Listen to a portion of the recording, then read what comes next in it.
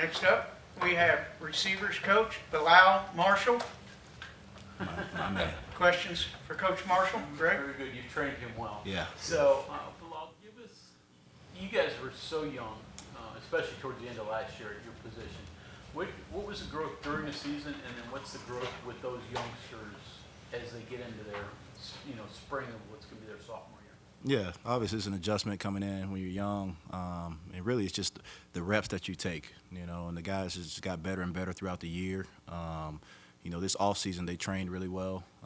Really just comes down to being here and being in the program and understand what it takes to be a good football player. Like, you just can't lace them up and go play a Friday night lights and just be better than everybody. You got to understand there's a lot that goes into this, and especially playing wide out, you got to understand the intricacies of playing a position and where to be, when to be there, and just all those things that just comes through reps. Badly did, Rodney and Traylon need the off season, just the weight and strength program, and how much bigger, stronger have they got? Yeah, both those guys, I want to say both of them put on 10 pounds of muscle, which is significant for both of them. And they're going to continue to grow. But, that strength training is not only just size, but speed too, and being able to get faster, stronger. And they feel more confident with their bodies. They're able to play more confident. They're able to play stronger. They're able to play faster because they just feel better. How much more confident is Rodney as a receiver? I know you guys manufacture touches for him, but with the route running and all the stuff that goes into it. Yeah, I think he's getting there. He's still not where I would like him as a route runner. He's still working through it. But the thing is that he covers up a lot of his mistakes through effort. He plays hard, and he's not scared. I think that this summer it'll probably really start to click for him as a wide receiver. But the kid is a ball player. He's going to make plays. And the best thing he does is when he gets that ball in his hands and watch him go to work. Question with Traylon. What do you think of him? How's his progress? Yeah, his progress is going well. I spoke highly of him when he first got here, and I always figured he'd be a really good player. And he's going to be a good player. Right now he's leading the room in catches throughout this spring, and been highly productive. For him, just consistent approach every day and learning what it takes to be a pro. And that's why I always talk about the guys, like, be a pro in everything that you do. And don't rely on just the time that I have for you, but come in this building when I'm not asking for you. Come work on your craft with me not around. And that's something that's going to be the next big step for him, is to really, really invest in his body and taking care of his body is where I want to see him grow. And Hudson, he sort of made a huge splash last year. People in state knew about him, but outside maybe not. So, what would you think of his season, and what's he doing this spring?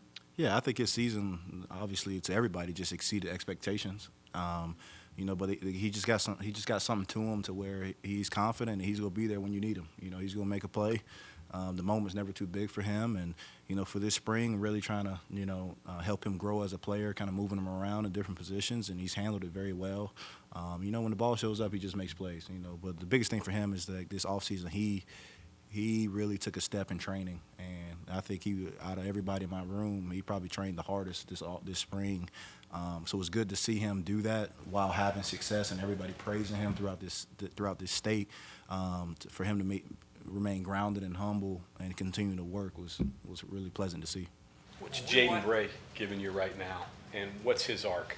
Yeah, Jaden's gonna be a really good player. He's still raw as a receiver, and what I mean by that, he's still figuring out how to play the position. But the kid is strong. He's very strong. He's got what we call grown man strength.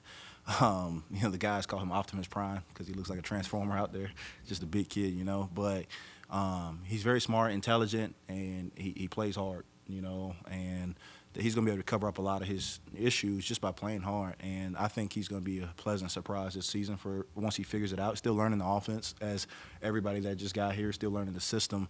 But I think he's going to be a really good player for us. I'm excited about him. I know Coach is excited about him. He's a really good person, which is a good thing. The team loves him. The room loves him. And he's happy to be here. He just told me that yesterday. He's really happy to be here. His mom was here this past weekend. Nothing but good things to say about that kid. So I can't wait for him to start playing fast when he understands the offense, to see what he really can do. Last season, were we watching a star being born with Hudson? And what is it? What is it that is a star quality in a receiver that separates the guys that are good from great? Yeah, guys that can score touchdowns, number one.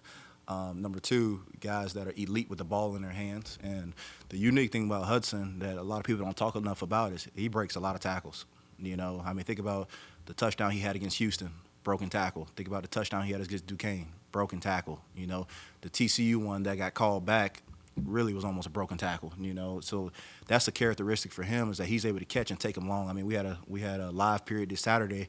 He took a RPO for about 65 yards. You know, broken tackle. You know, and that's kind of what sets him apart from a lot of people. E.J. Horton's a guy that can run, obviously. How does he continue to develop as a receiver? You know, he's really had about, I mean, we just finished with practice 7, I believe. I think he's had about really 5 strong days where he was consistent. And that's his word. That's his word for this whole year is consistent. Because I say, hey, do you just want to be a one-trick pony? Do you just want to run down the field? The answer is no, right? You want to be a complete receiver, and it's a consistent approach to everything that he does that's going to help him get there. And he's really had 5 strong days where he's not just running over top of people. He's running good routes, made some contested catches, made some really good deep contested catches downfield, which is something that we haven't seen a whole lot of from him. So for him, it's just consistency every single day. And he can be as good as he want to be. That's what I tell him all the time. You can be as good as you want to be. You can play on Sunday, you know, because you can run, and nobody can run like you on this team. So if you're able to put it together, you'll be a dude. Speaking of consistency, who's been the most consistent guy through whatever it is, 7 practices so far?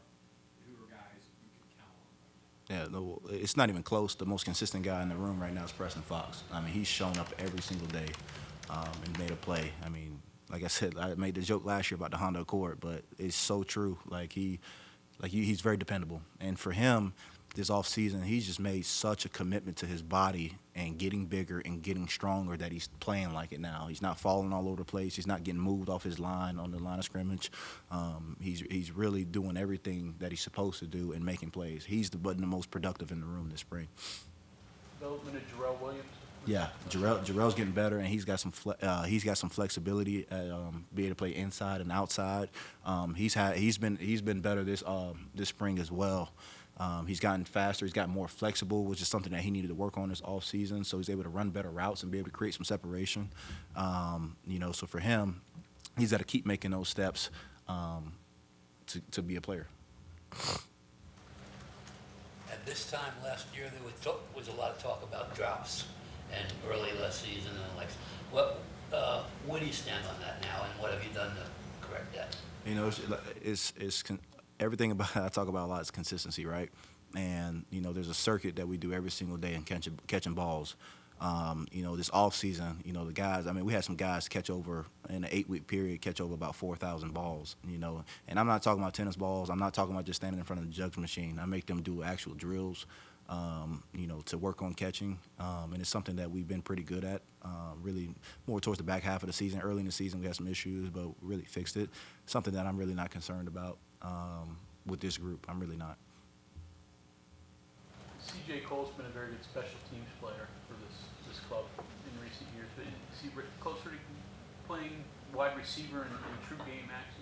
Yeah, all these guys are making steps, and CJ, you know, he's a good role player, right? And he knows it, and it's not something that that's a knock or anything like that. But he's a good role player. He's going to continue.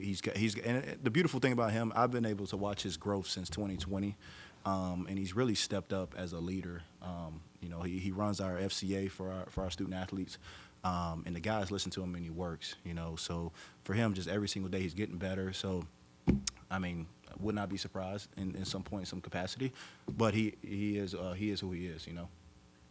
team reps at the end of each practices, it seems like, is that by design? It looks like you guys are playing a lot of football. Yeah, I mean, that's more of a question for the head ball man. But he. Yeah, but the good thing about team ball is that everything's got to go together to make a play work, you know. So, like, for instance, we had team pass today. Well, we could play 7-on-7 all day, and the quarterback could sit back there and just throw the rock all over the place. But you really got to be able to move in the pocket, find your wideouts on the run. Wideouts got to be able to understand when it's cover zero and timing and depth and spacing exactly where they need to be. So it is more beneficial to get a lot of teamwork if you can. Yeah, so we have been. And I think it's good for everybody, you know, because snap cadence and it's just a whole lot that goes into a successful play. So playing the team ball has been good for us. And then this game-specific stuff, too. a lot of game-specific stuff. Like, Yeah. obviously, that training kicks in. They were mentioning the Baylor game last year when Brandon Yates had to go in. You guys practice that stuff. Yeah. Talk about that. And it's really credit to Coach Brown. He just puts us in a lot of situations, and for football, it's situational awareness. Like there's always something going on, right? There's P and 10, first play of a possession, right? There's second and long, there's third and long, there's third and medium, red zone, score zone, backed up. There's so many situations that you play in a football game that if you don't work those mechanics of that situation, you're not gonna be worth anything on Saturday, So understanding where you are on the field, because just for instance, like for a wideout, right? You run, it's 3rd and 6, and you got a hitch route at 5, right? It'll behoove you probably to get 6 yards to get us first down. So just having that awareness is something that coach is always harping on. You want to be a smart football team, so you got to have situational awareness and know what down it is all the time, what's the distance, how much time is on the clock, what can and not do. Do we need a field goal? Do we need a touchdown? So all those situations that we work on every single day. Great question. This is going to be the first time in at least a couple of years where the starting quarterback is going to be the same and the bulk of the receivers are going to be the same. Yeah. How much does that help? Well, it helps it tremendously because we're able to do more and at an earlier point in spring camp. We're able to do more formations. We're able to do more shifts. We're able to do more, just a lot of window dressing the plays, and the guys can handle it because they know what to do. And again, to talk about position flexibility, I've been able to train more guys to play inside and outside. So they all know the route combinations. They all know where they're supposed to be. So it just gives everybody a little bit more flexibility, more trust. They're on the same page with the quarterback more often than not. It helps tremendously. All the stuff you talked about with your players from one season to another and improvements and their off-season progress, is it, do you do the same for yourself as a coach, trying Yeah. to figure out how to go from one year to the next? Yeah, 100%. I think, for every position coach, hopefully has goals and aspirations, and they want to get better, because if you're not getting better, what are you doing? So, for me, I want to take the next step and just learning more football as this goes.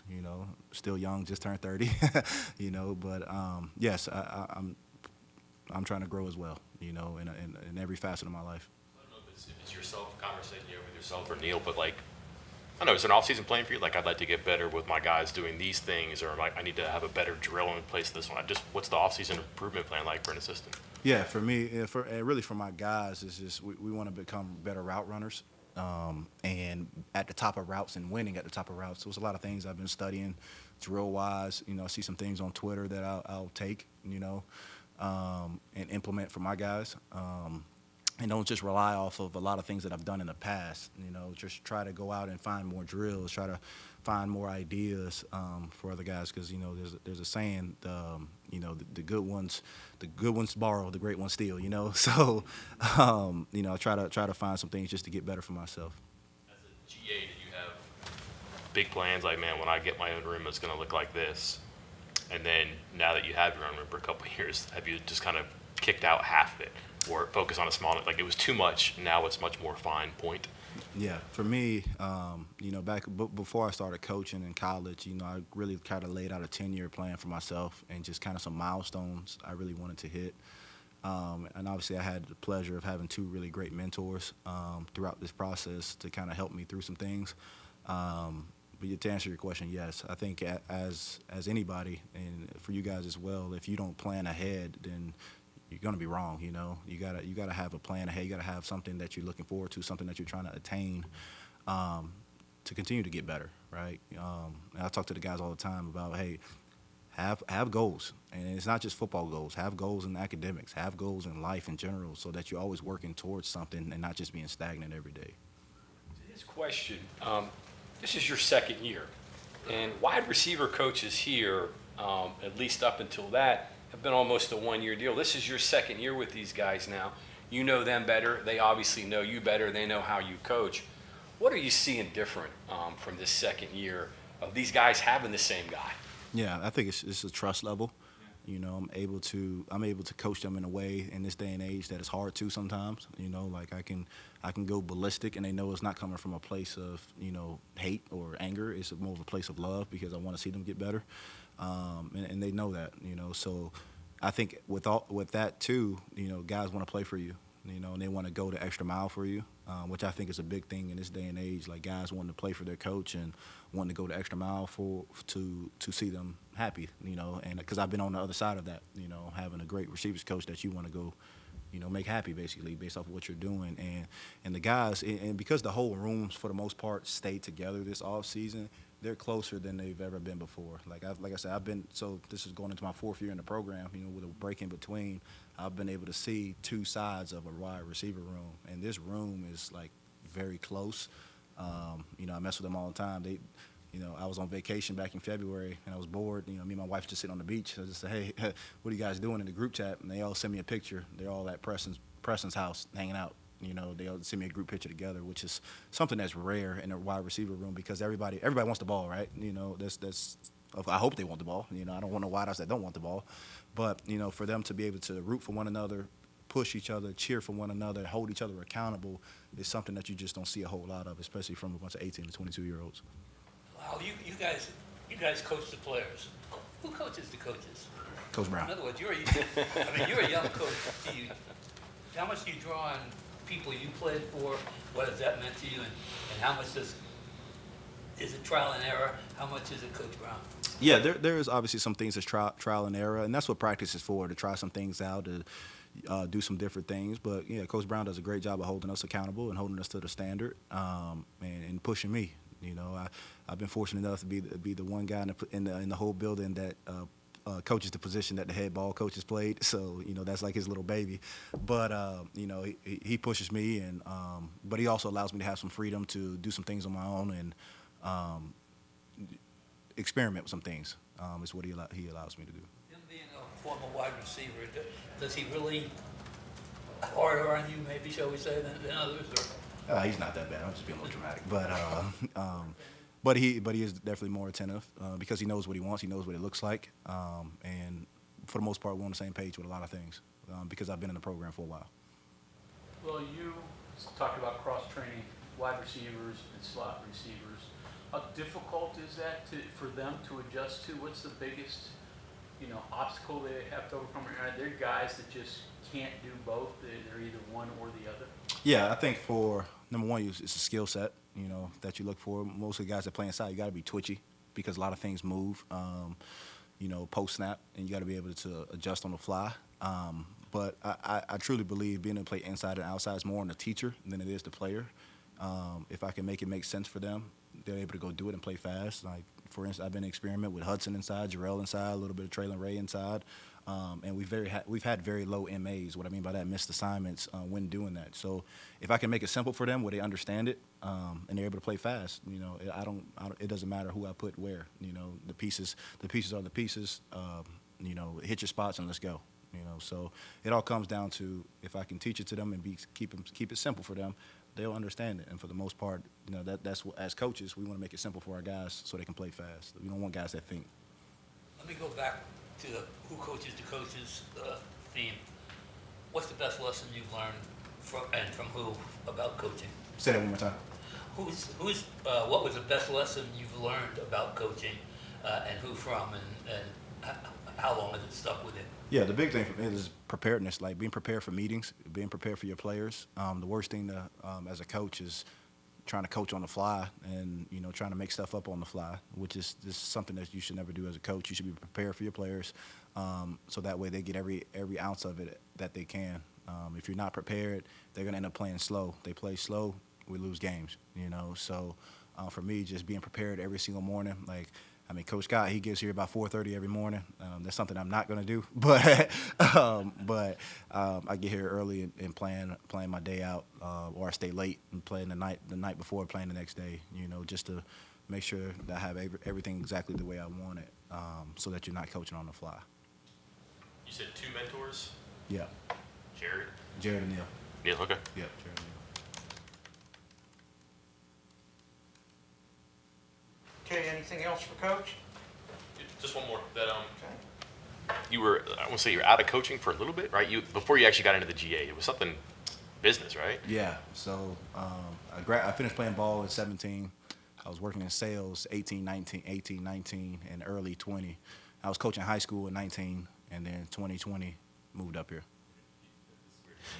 In sales, I guess at some point the switch goes on. You want to be a coach, right? Yeah. Did you find like in other walks of life? I'm not saying in sales you were the coach, but like you just had that natural. It seemed like you transitioned very well to coaching when you hit high school at a pretty high level down there, right? Yeah. And then here at GA, when you left, everybody liked you, and then bang, your VMI, and you're back here in a year or two. Yep. Did you find in just like your daily, it was there, you knew it. You just had to figure out when to get into it, how to get into it. Well, it makes perfect sense. Okay. And kind of, how it all came to fruition. First of all, 2016, my last year playing in college, Jared always would tell me that I need to play, I need to coach. He would always say that over and over and over. And I kind of just brushed him off, like wasn't really thinking about it. And it really wasn't until 2018 where he was coaching at Duke at the time, and me and 3 of my other wideouts that I graduated with, we went to go visit him on a trip because he had a bunch of young wideouts at the time at Duke, and he kind of wanted us to show them the way, how we played and how we practiced, because we had a really good room my senior year.